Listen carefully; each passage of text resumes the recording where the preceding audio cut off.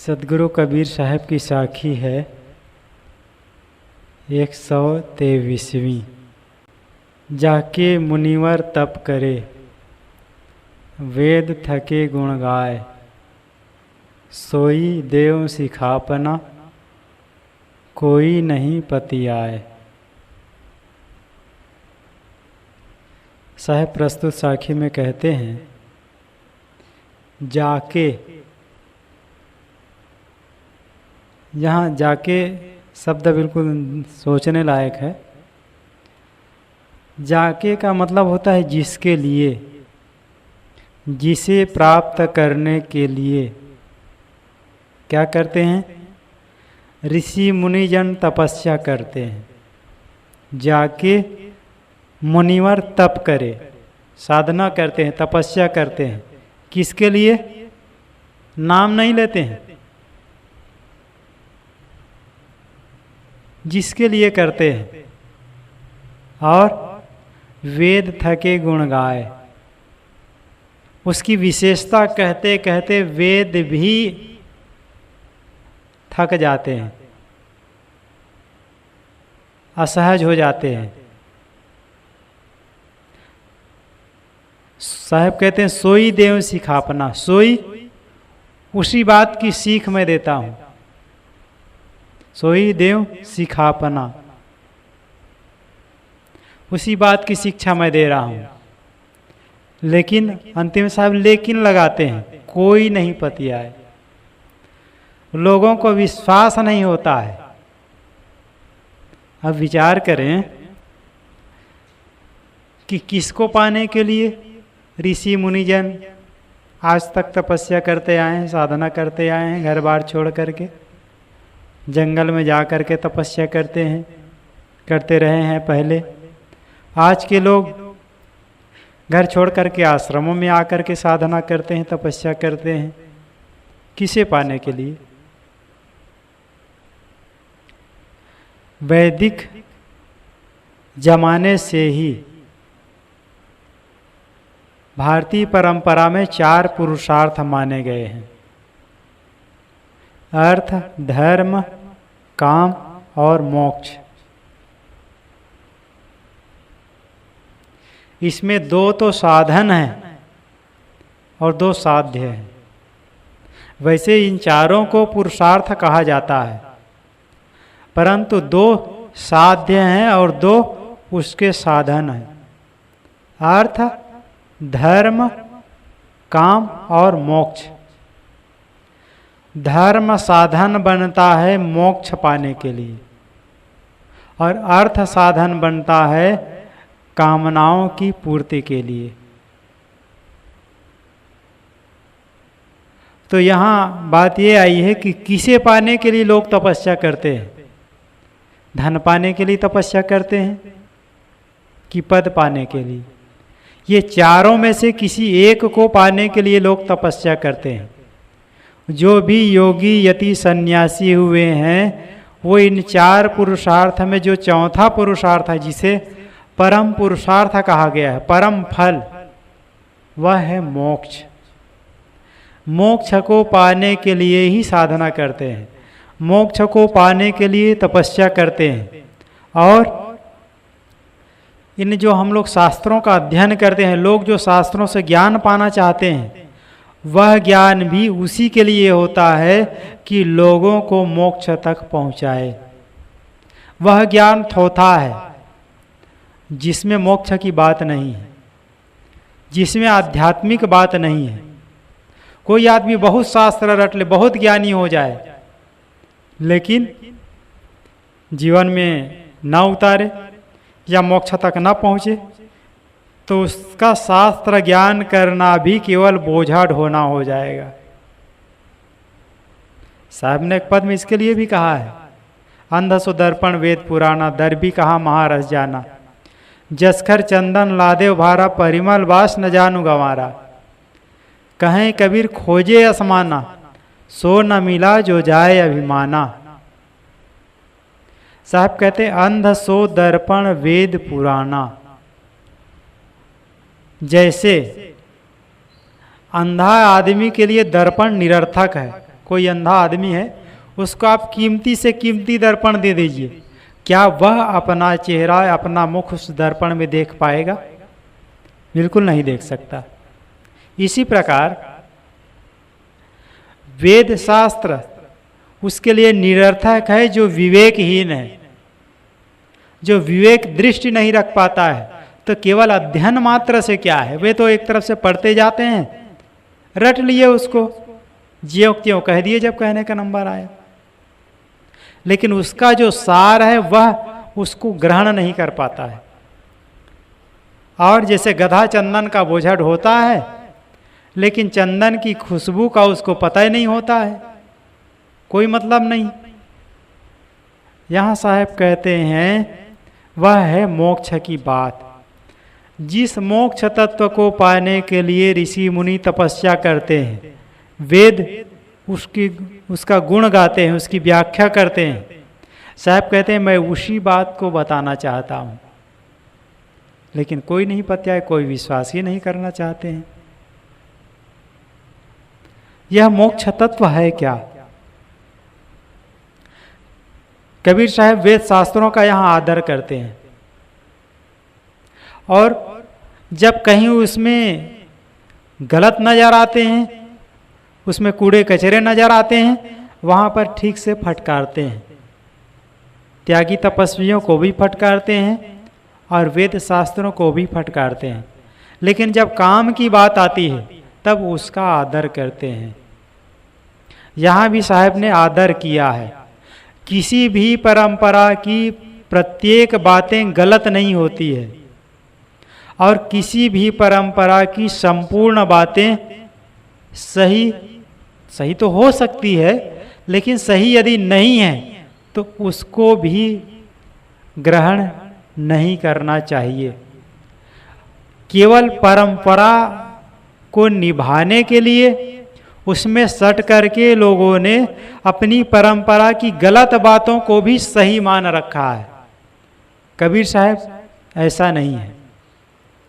कबीर साहब जहाँ भी गलत देखते हैं उसके गलत के लिए उनको फटकारते हैं, उसको सुधार के लिए रास्ता बताते हैं, लेकिन जब सही दिखता है, कहीं से भी उनको अच्छाइयाँ मिलती है, उसको ग्रहण कर लेते हैं। और ऐसा ही उपदेश सबको करते हैं कि जहाँ से भी सार चीज़ मिले, सार बातें मिले, उसको ग्रहण कर लेना चाहिए। वेद के ज़माने में जो बातें चलती थी आज कहाँ है? अगर हम केवल पारंपरिक, जो लोग भी कहते हैं अपने आप को वैदिक कहते हैं, पारंपरिक कहते हैं, वे भी पूर्णतः पारंपरिक नहीं ठहरते हैं। वेदों में आप देखें, पढ़ें, वेदों के जो देवी और देवता है आज उसकी कोई उपासना नहीं करता है, कोई पूजा नहीं करता है। और वेदों के सबसे सर्वश्रेष्ठ देवता है इंद्र। इंद्र की महिमा में अनेक ऋचाएं बनी हैं, आज कोई इंद्र की पूजा ही नहीं करता है। और आज के जो देवी देवता हैं वैदिक युग में है ही नहीं, तो कहाँ लोग पूरी परंपरा का निर्वाह करते हैं? गुरुदेव जी कहा करते थे कि वैदिक 55 मुद्दों को लोगों ने इसलिए अस्वीकार कर दिए, त्याग करने की बात कहे, कि आज के कलिकाल में वह स्वीकारने योग्य नहीं है। और उस जमाने में वो चला करता था, आज उसको त्यागने की बात पंडित लोग ही कहते हैं। तो किसी भी परंपरा की जो बातें विवेक से नहीं ठहरती है, उसको त्याग देने में ही हमारा कल्याण है। और कोई भी व्यक्ति कहा, अगर एक छोटा बच्चा भी कहता है, कहीं पर भी लिखा है, दीवार में कोई बातें लिखी है और सच है, उसको ग्रहण करने में ही हमारा कल्याण है। तो साहब कहते हैं कि जिसे पाने के लिए लोग तपस्या करते थे और वेद जिसकी महिमा का बखान करते हैं, उस मोक्ष तत्व को मैं प्रतिपादित करता हूँ। मोक्ष चौथा पुरुषार्थ है और परम पुरुषार्थ है। मोक्ष मध्यम मार्ग में जाने से सहज होता है। कबीर साहब मध्यम मार्गी थे, भगवान बुद्ध मध्यम मार्गी हुए बाद में। पहले भगवान बुद्ध भी कठोर तपस्या किए, 5 तपस्वी उनको मिले, उनके साथ हुए तपस्या किए। अपने शरीर को उन्होंने इतना तपा डाला कि वे चलने फिरने में भी असमर्थ हो गए। घड़े से पानी लाना भी उनको कठिन पड़ता था। तो ऐसा प्रमाण मिलता है कि वे क्या करते थे, जब इतने कमज़ोर हो गए तो गले में एक रस्सी बांध करके उसी में घड़ा बांध लेते थे। अब पानी वैसे ही भर करके लाते थे पीने के लिए। बाद में जब उन्होंने देखा कि तपस्या में कोई सार नहीं है, यह कहा जाता है कि जो स्त्रियां आई थी पानी भरने के लिए कुएं पर, वे एक गीत गा रही थी। उसका भाव यह है कि वीणा के तार को यदि अधिक कसा जाता है तो उसका स्वर कर्कश हो जाता है, और यदि वीणा के तार को बहुत ढीला कर दिया जाता है तब भी उससे मधुर ध्वनि नहीं निकलती है। इसलिए वीणा के तारों को जब कसा जाता है मीडियम, तब उससे मधुर ध्वनि निकलती है। भगवान बुद्ध को इस गीत से बहुत प्रेरणा मिली और उसी दिन से उन्होंने सोचा तपस्या सार्थक नहीं है, उन्होंने तपस्या छोड़ दी, अब भोजन करना शुरू किया। कबीर साहब मध्यम मार्गी थे। तपस्या दिखाऊ होती है, उत्तेजक होती है, भड़काऊ होती है, और साधना बीच का रास्ता होता है। एक भोगी का जीवन होता है, एक तपस्वी का जीवन होता है, और ये साधना का मार्ग, बीच का मार्ग उन दोनों से अलग होता है। तपस्वी कई कई दिन उपवास करता है, अपने आप को तपाता है बहुत ज़्यादा। जो एक भोगी व्यक्ति होता है वह ठूस करके खाता है और भी चीज़ों का उपभोग करता है, चीज़ों में रागात्मकता बनाता है, किसी भी चीज़ के लिए बहुत राग रखता है। लेकिन जो साधक का जीवन होता है वह इन दोनों के बीच का मार्ग होता है। साधक न तो बहुत उपवास करता है और न ही बहुत ज़्यादा ठूस कर खाता है। जितने में यह शरीर चल जाए उतने की आवश्यकता है।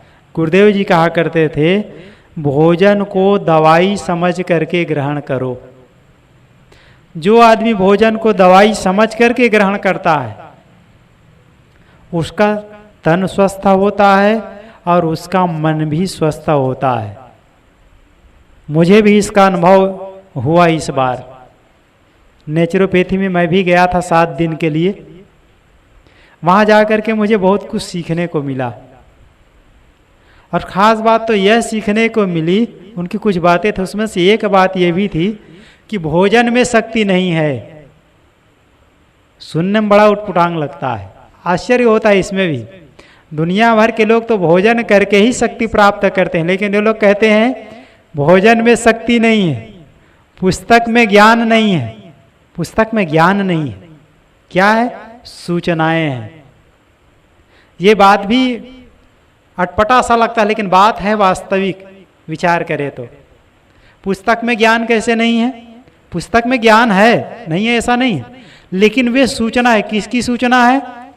जिन महापुरुषों ने अपने को ज्ञान में तपाया, साधना में तपाया, उन्होंने अपने अनुभव को पुस्तक में लिखा। तो पुस्तक में ज्ञान कहाँ है? उस व्यक्ति ने अपने ज्ञान को उसमें दर्शाया। तो पुस्तक सूचना मात्र है। हाँ, ये है, उस सूचना को यदि हम ग्रहण करते हैं, अपने जीवन में उतारते हैं, तो हमारे लिए वह ज्ञान है। ज्ञान कब है? जब उसको हम अपने जीवन में उतारते हैं तब। तो भोजन में शक्ति नहीं है। शक्ति किसमें है? उसको पचाने में, उसको आजमाने में। वह जब हमारे शरीर में रस बन करके ऊर्जा के रूप में आता है तब हमें शक्ति मिलती है। तो अधिक खाने में तो शक्ति है ही नहीं, ये बात तो पक्की है। कम खाने में शक्ति है। इसलिए गुरुदेव जी का वह सूत्र बहुत प्यारा सा प्रायः कहा जाता है, कम खाओ और गम खाओ। कम खाएंगे तो शरीर स्वस्थ रहेगा, कम खाएंगे लोगों से विवाद नहीं होगा, झगड़ा नहीं होगा। ये मोक्ष का मार्ग ऐसा है कि न तो कम बोलो न तो ज्यादा बोलो, तो कितना बोलो, जितने में हमारा काम बन जाए। न कम सुनो न ज्यादा सुनो।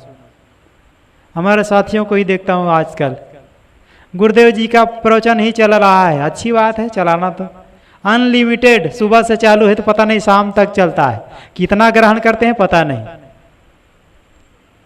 केवल बजाना है और सुनना साहब, यह भी एक औपचारिकता मात्र है। मन को रिलैक्स चाहिए, शांति चाहिए। यह आप कब करेंगे? केवल 1 घंटा सुबह ध्यान में बैठ गए, केवल कहने और सुनने की चीज नहीं है, अपने आप को देखने की बात है। मोक्ष सहज है और बहुत कठिन भी है। सहज इसलिए है कि अगर आप अपने आप में तटस्थ हैं हर समय, सहज है। लेकिन यदि उससे ध्यान हटा तो बहुत कठिन भी है। मैंने अनुभव किया इस बार कि वास्तव में भोजन जितना कम करो उतने स्वस्थ स्फूर्त नजर आता है, अनुभव होता है अपने आप को। अधिक भोजन खा करके आदमी अधिक बीमार पड़ता है, ये बात भी सही है। और अधिक बोल बोल करके अधिक चंचल होता है। गुरुदेव जी को प्रवचनों को सुने, मोबाइल के माध्यम से या जो बॉक्स आता है छोटा उसके माध्यम से, उतना सुने जितने में काम बन जाए। गुरुदेव जी का तो एक एक वाक्य अमृत है। उसकी डायरी का 1 पेज पढ़ लीजिए, बस पूरी पुस्तक रटने की थोड़ी है। 1 पेज पढ़ लीजिए, उसको स्मरण करिए, आंख बंद करके उसको विचारिए, बस आपका मन रिलैक्स उतने में हो जाएगा। तो बहुत सुनने की जरूरत नहीं है, जरूरत है मन को रिलैक्स देने की। अगर आप कोई पुस्तक पढ़ रहे हैं तो पुस्तक के विचारों में मन को रमाइए। 4 लाइन ही पढ़िए, कोई दिक्कत नहीं, कोई ज़्यादा नहीं, ज़्यादा पढ़ने की जरूरत नहीं। कोई प्रवचन सुनते हैं, थोड़ा सुनिए, उसको बंद कर दीजिए। बंद तब भी होगा जब अब वो बातें मन में आएगी। कभी खाली ही बैठे हैं तो अपने बारे में सोचें, दूसरों के बारे में नहीं।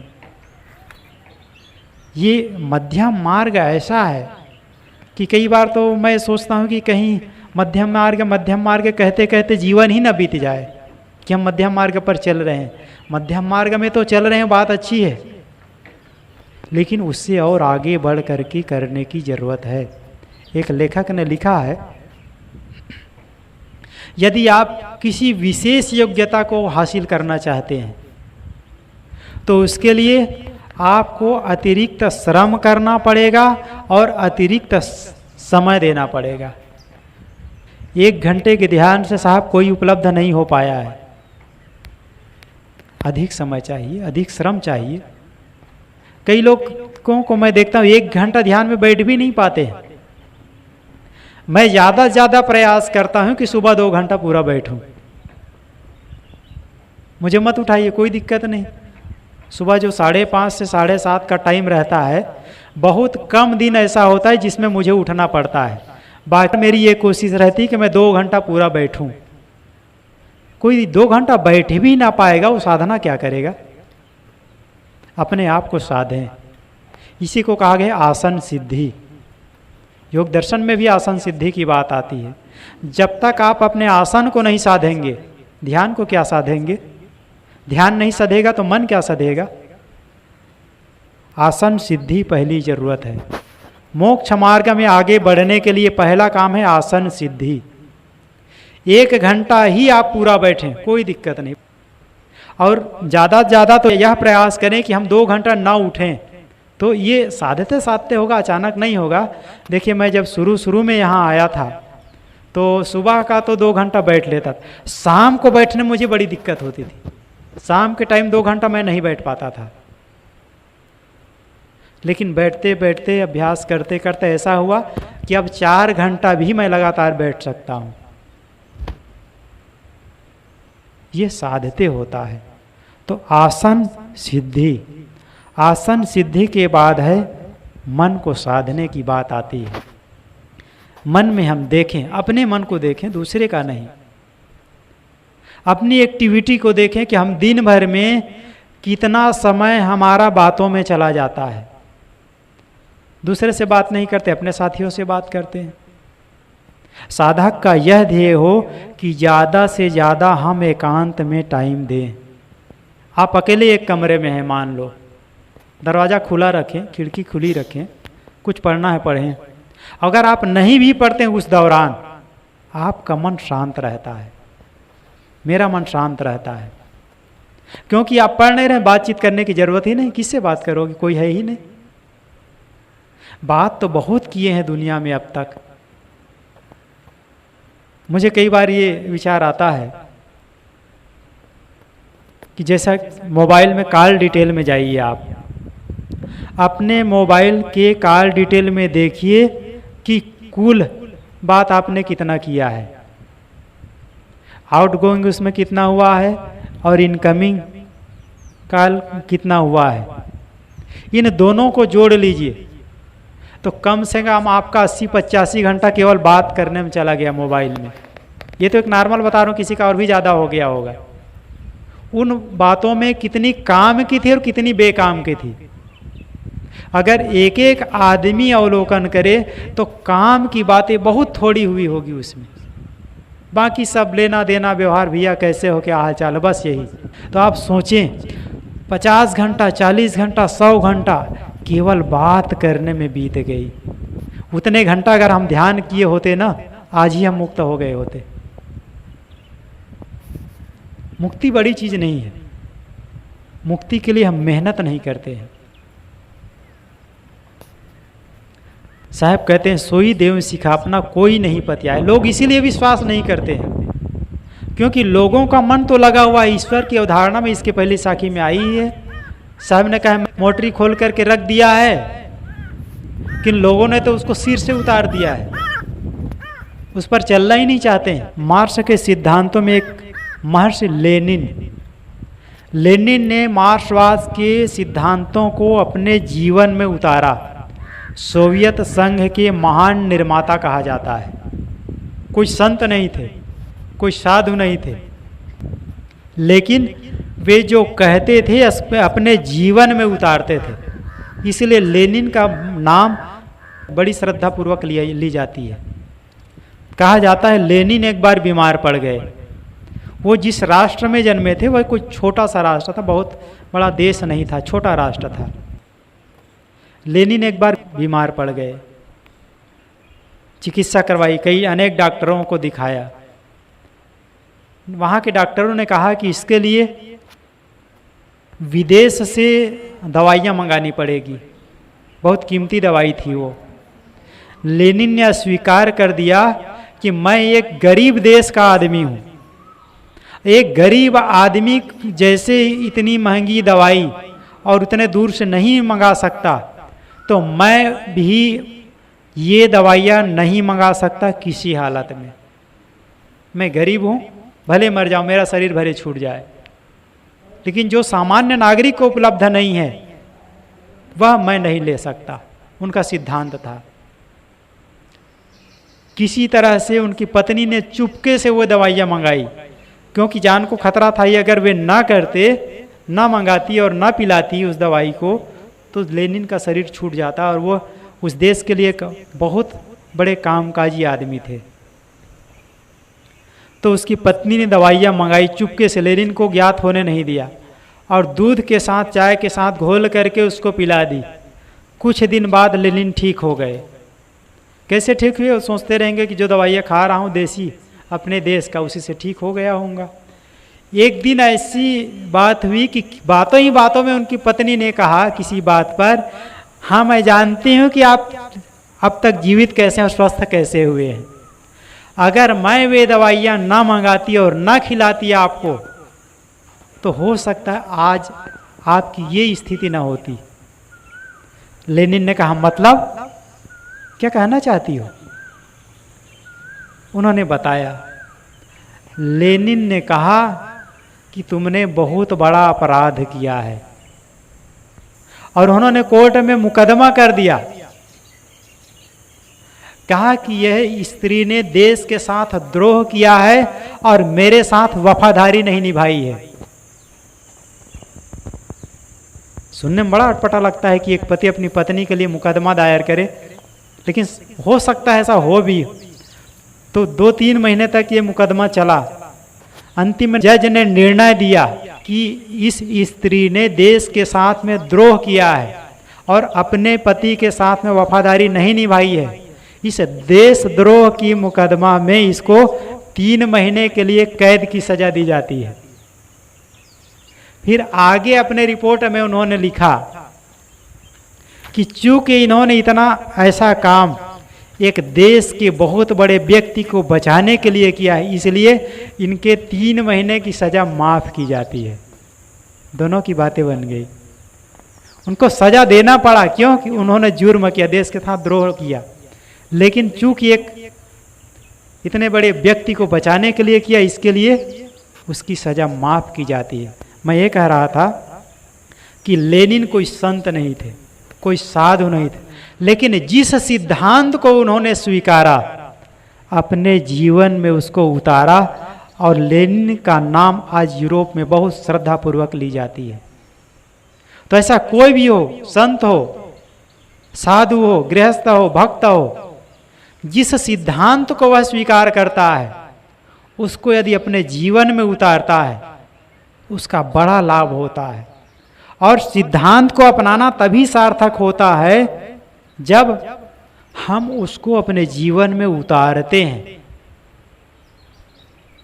हमारा काम है मोक्ष को प्राप्त करना। साहब कहते हैं, मैं उसी बात की व्याख्या कर रहा हूं। मोक्ष हमारी मुट्ठी में है। जिस प्रकार संत कहते हैं कि समय हमारी मुट्ठी में है, कि समय का यदि हमने सदुपयोग कर लिया तो समय हमारी मुट्ठी में है, इसी प्रकार मुक्ति भी हमारी मुट्ठी में है। कब? जब हम उसमें लग जाते हैं। दुनिया की कोई भी चीजें बड़ी नहीं है, बड़ी इसलिए हो जाती है चूंकि हमारी पहुंच से दूर हो जाता है। अपने अपने मन को देख के अपने खुरापात को घटाने का काम करें। दुनिया को देखते देखते अब तक मन नहीं भरा, कब भरेगा? समय बीत रहा है। दुनिया को देख लिया, दुनिया के लोगों को देख लिया। जैसे अपने शरीर हाड़ मांस का ढांचा है, दूसरे का शरीर भी तो हाड़ मांस का ढांचा है। अपने शरीर के लिए आकर्षण होता है, औरों के शरीर के लिए भी आकर्षण होता है, और यही आकर्षण थोड़े दिनों में समाप्त हो जाता है। साहब ने कहा ही है, माड़ी का सिंगार, रतन का जतन करो माढ़ी का सिंगार, आया कबीरा फिर गया झूठा है अहंकार। इसलिए जो रतन है आत्मा है, रतन है हमारा मन। इस रत्न को समझे, मन और आत्मा। मन माया की कोठरी, मन को माया से मुक्त कर लिया, आत्मा में मिल गए। यह काम हम सबको करना चाहिए। जो जितना करता है उसको उतना ही लाभ मिलेगा। अपनी बात को यहीं पर विराम देता हूँ। बोलिए सद्गुरुदेव की जय।